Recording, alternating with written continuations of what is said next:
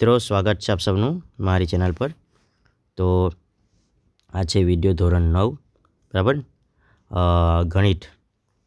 તો સૌથી પહેલાં જો તમે મારી ચેનલ પર નવા હોય તો ચેનલને લાઈક કરો, શેર કરો અને સબસ્ક્રાઈબ કરી દેજો, જેથી કરીને તમારા બધા જ મિત્રોને આ વિડીયોની લિંક મળી જાય અને વિડીયો એ લોકોને હેલ્પફુલ રહે, બરાબર ને। અને બીજી વસ્તુ છે કે આનામાં આ જે વિડીયો છે એમાં પેલુંમાં આપણે ડિસ્ક્રિપ્શન બોક્સમાં પેલું મૂકવામાં આવેલું છે કે વોટ્સઅપ ગ્રુપની લિંક મોકલવામાં આવે છે, તો તેમાં પણ તમે જોડાઈ જજો। ઓકે, ચાલો આપણે શરૂઆત કરીએ। ઓકે, તો જોઈએ કે એક જ બિંદુમાંથી પસાર થતી બે રેખાઓને શું કહે છે? તો છેદતી રેખાઓ। 180 માપ 180 અંશ માપ ધરાવતા ખૂણાઓને શું કહે છે? તો આપણને ખબર છે કે સરળ કોણ, બરાબર। સમાંતર રેખાઓ વચ્ચેનું અંતર, બરાબર, એને શું કહેવાય? હંમેશા સમાન રહે છે। કાટકોણ ત્રિકોણમાં કર્ણ એ શું છે? તો કાટખૂણાની સામેની બાજુ હોય છે, બરાબર। તો સમબાજુ ત્રિકોણનો દરેક ખૂણો કેવો હોય છે? સમબાજુ ત્રિકોણ તો 60 ડિગ્રી, 60 60 60 180 રહ્યો ને। લંબચોરસ અને ચોરસ એકબીજાથી કઈ બાબત પર જુદા પડે છે? તો એકરૂપ બાજુઓ, બરાબર, એમાં જુદા પડે છે।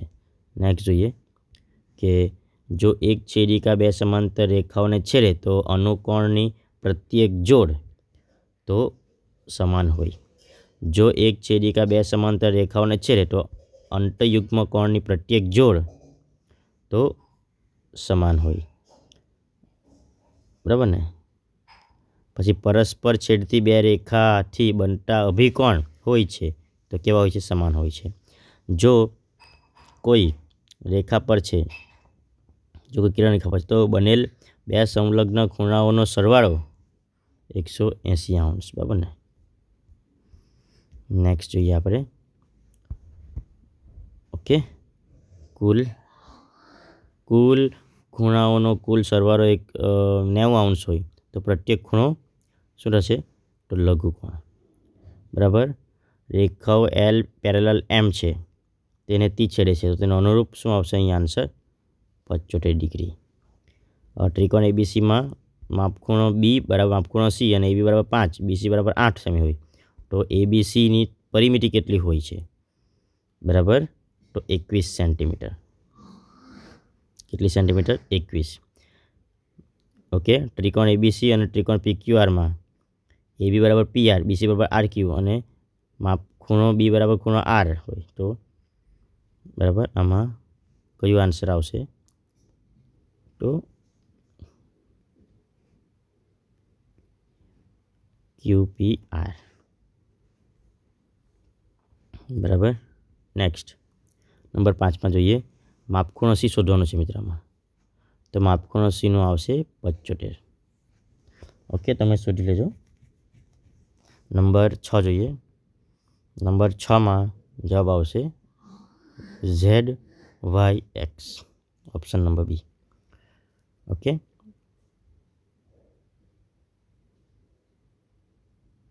હવે નંબર 7માં જવાબ આવશે PRQ।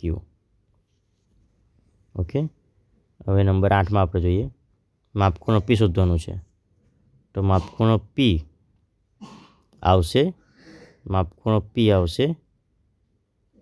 100, બરાબર ને।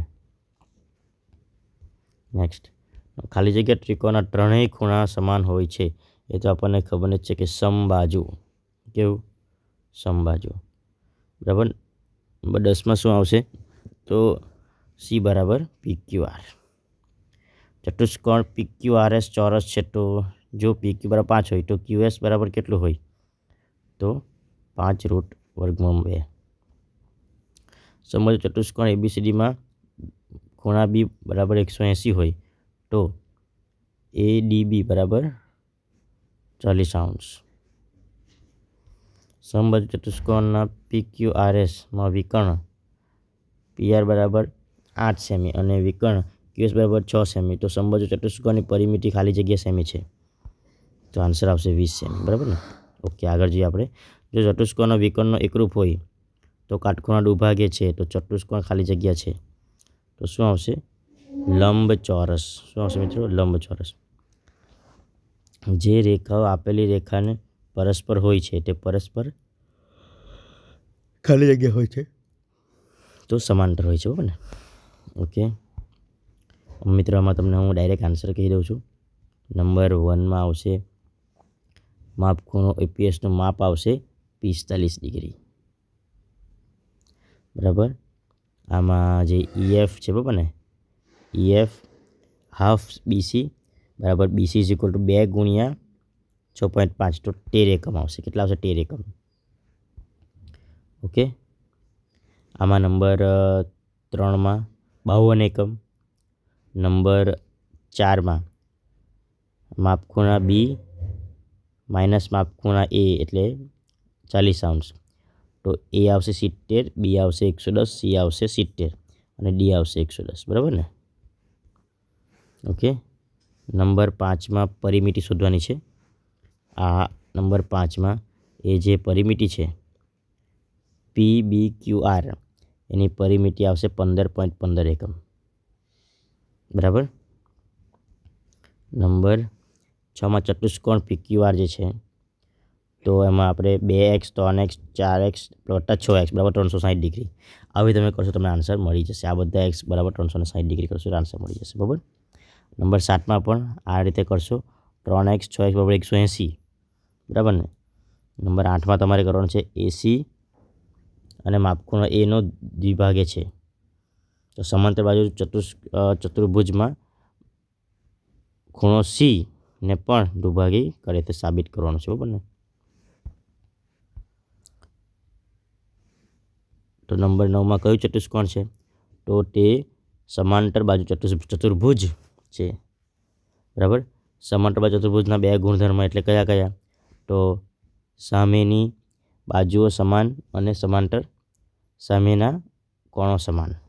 ઓકે મિત્રો, આ બધા જે છે મોટા છે, તો તમને વિનંતી છે કે તમે આ બધું વસ્તુ પરફેક્ટ રીતે કરી લો. Okay, thank you friends. Video ગમ્યો હોય તો લાઈક કરો, શેર કરો, સબસ્ક્રાઈબ કરો અને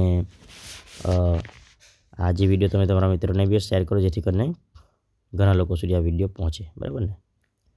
ઓકે મિત્રો, તો મળીએ નેક્સ્ટ વિડીયોમાં. Thank you friends. મળશું આપણે. Thank you.